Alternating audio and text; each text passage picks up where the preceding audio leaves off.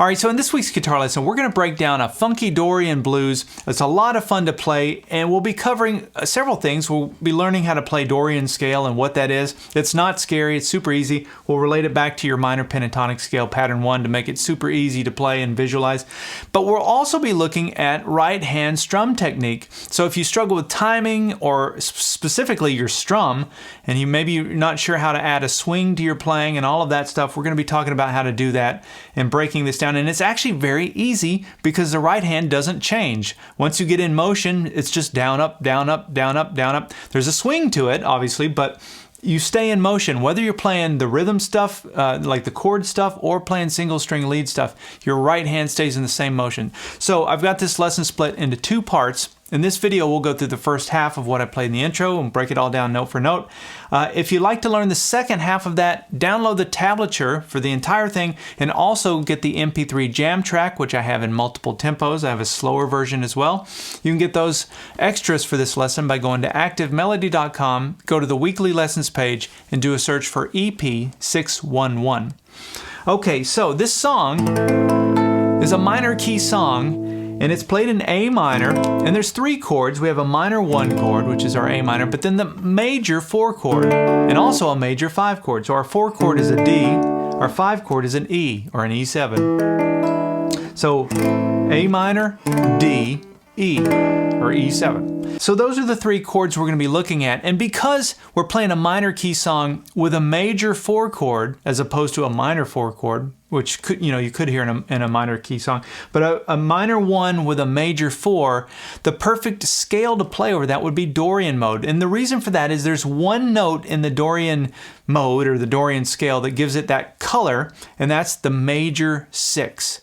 Now, I'm going to put a lesson up on the screen right now for those of you that want to do a deeper dive into Dorian mode. I go into more detail on that. I don't want to repeat that. I'm just going to go through very quickly and just relate it to minor pentatonic scale pattern 1. So if we look at our A minor pentatonic scale, the one that you know, right? You know that minor pentatonic scale pattern 1. Look at these extra notes we can add to that to make it, it's very symmetrical.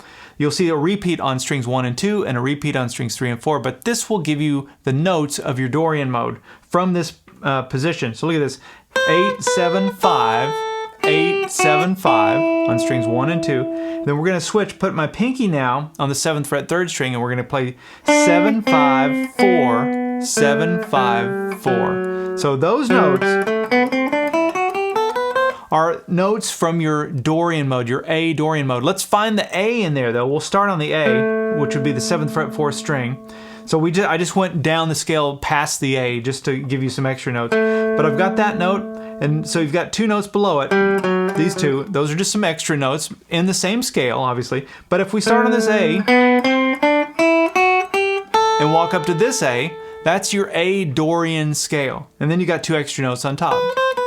So anyway, that's how you can kind of think of it in relation to your minor pentatonic scale pattern 1. Just think of those extra notes. And if you play that over this chord progression, it's going to sound great. Okay, let's listen to the first part of this lead and we'll break it down.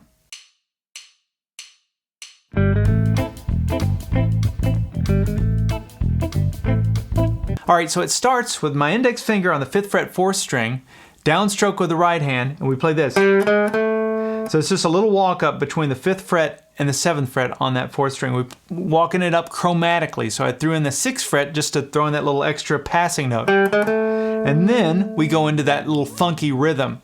Now this little phrase does not start on the 1. It actually comes in on the and of 4. So if we're counting this out, it's 1 and 2 and 3 and 4 and then that A note there is the 1. That's where you'd start on the 1. 1. Okay, so that's where that starts. Now, once we get into it, here's what the rhythm does. Watch my right hand. Just watch the right hand first.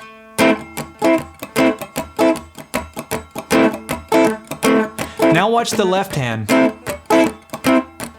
You can see the left hand does these series of squeezes where I go squeeze and play the chord, and then I release the squeeze but leave my fingers in place to get the muted sound. And it's that combination of the right hand staying in motion, da da da da da da da da da da. There's a swing there.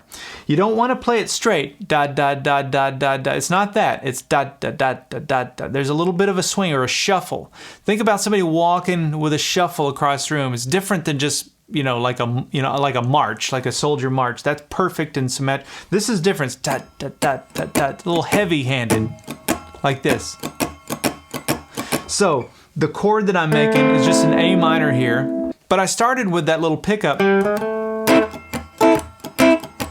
Notice that squeeze, squeeze, squeeze, squeeze.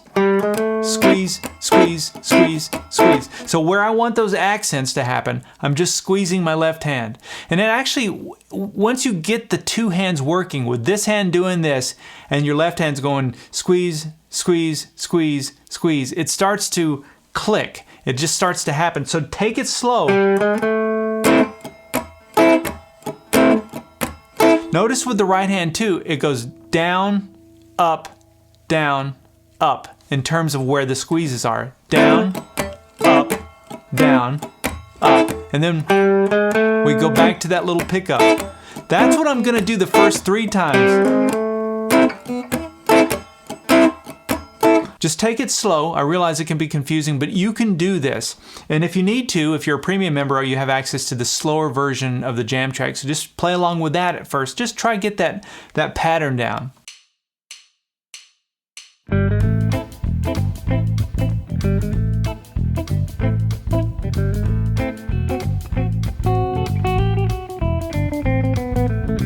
All right, so now the third time through, you hear the difference? I added my pinky to that 7th fret 2nd string. So I'm still playing that A minor chord, but I added that note. That's that major 6th note. Hopefully a light bulb went off. Oh yeah, we talked about that, right? That's the note that colors the Dorian sound. So by adding that, it's a perfect kind of fit. And then watch this. To get to the 4 chord, I went.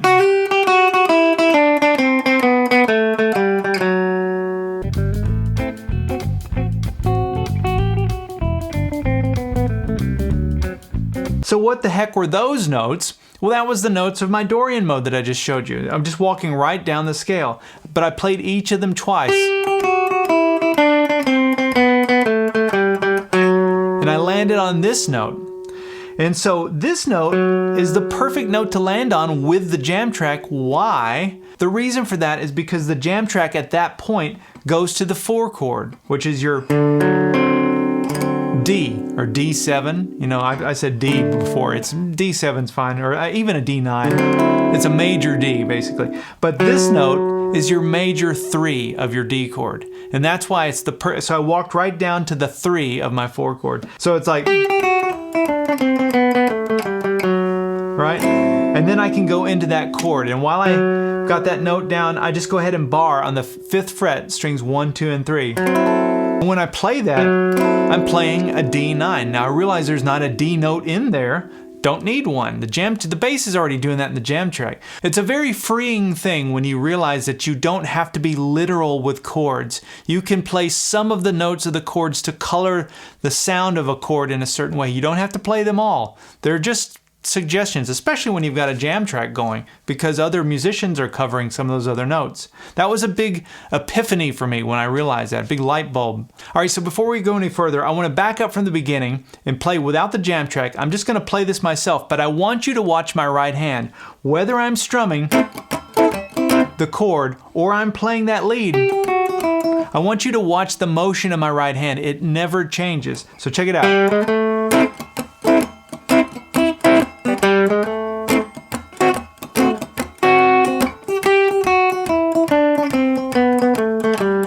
See that? It just keeps going the whole time. It really does make it easy because it's like once you get the groove going, you don't have to really break it, even when you're not playing a note. So I could go.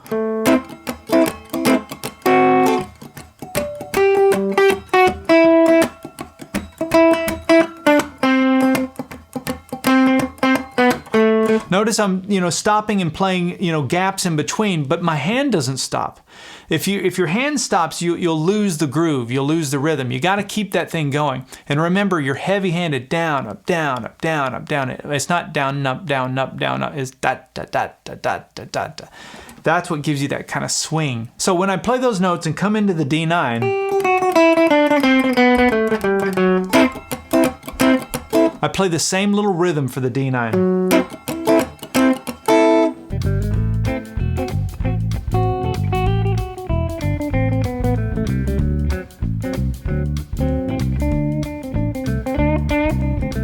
And then the jam track stays on that D for another bar or two. And what I ended up doing was playing that. Now that's very easy because, it's just a few notes. That's what makes it easy. It's also right in the middle of my minor pentatonic scale pattern 1. All I did there was I just thought of the key of the song. I wasn't thinking about D stuff. I wasn't thinking about Dorian. I was just thinking, we're playing a minor key blues in A, so A minor pentatonic scale. Any of those notes are going to work over any of those 3 chords at any point.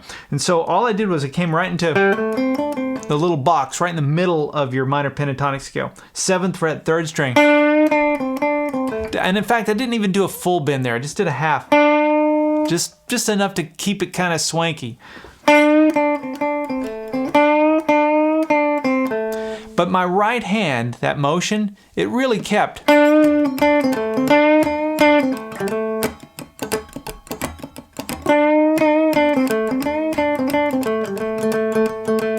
See what's going on? Let me do it slower.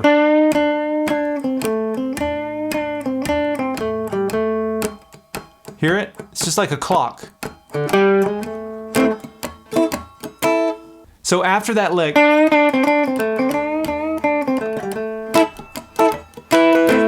I go back to my A minor, and then I put my pinky down on the 7th fret 1st string, just as a nice little embellishment. So when I play that note, that's like an A minor add 9. So you just got your A minor, and then you're adding the 9. So I played it, I think I put it down, and then took it off. And then I played this. To get to the 5 chord. Isn't that a cool lick?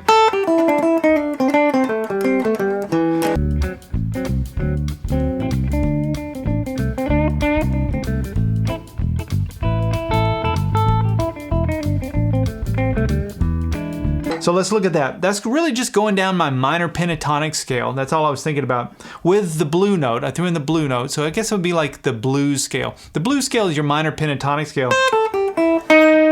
With that blue note in there, you've got that one extra note. That's the only difference. So it's a 6-note scale. So here's how I played it. Let's look at it in groups of 4. We'll do 4 notes at a time. This makes it easy. So we're going to start with this A note here on the 5th fret 1st string. Those are your first 4 notes. Write down your minor pentatonic scale. And then we're going to go back to that 5th fret 2nd string.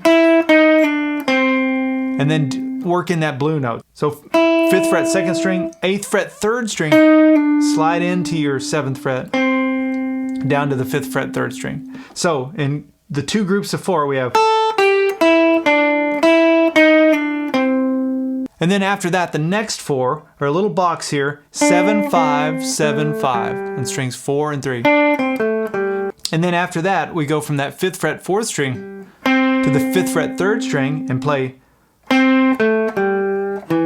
So it's just continuing down your minor pentatonic scale. 5th fret 3rd string, 7th fret 4th string, 5th fret 4th string, with a little bit of a push sharp there.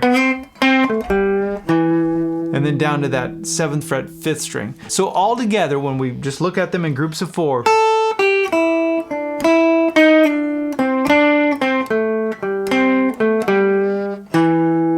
that's the way you want to think about it. And notice the right hand.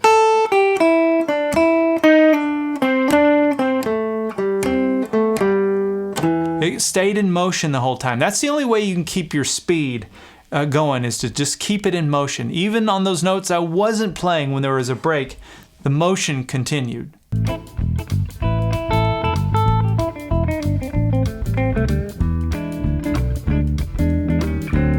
Okay, so now we're at the 5 chord. And I played it like this. So I hit that note, that 7th fret 5th string, with my ring finger, and look how convenient. I can just let my other fingers fall into place to play this E7 chord. It's using the C7 shape. Same as a C chord down in first position, you put your pinky down on the 3rd fret 3rd string. That's that same chord shape. But when you play it up here, you're playing an E7. Now notice I'm only playing strings 5, 4, 3, and 2, only those middle strings. So we have...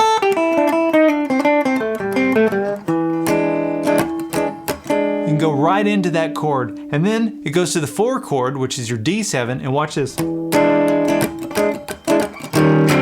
You just walk it down chromatically.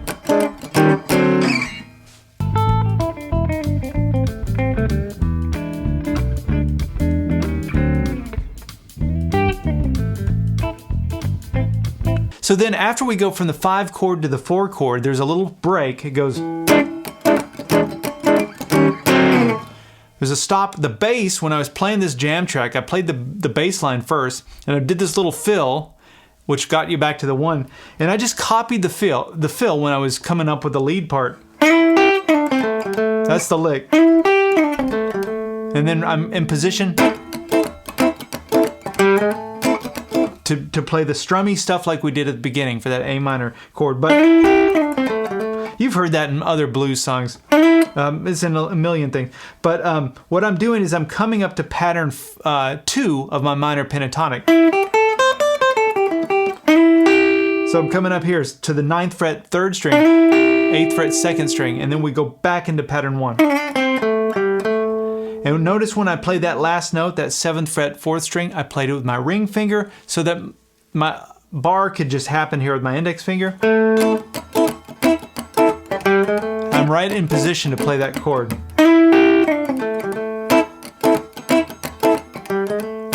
Okay, so hopefully you're starting to feel this rhythm thing, and if you're not, don't get frustrated. That's totally normal. You can do this. Just take it slow.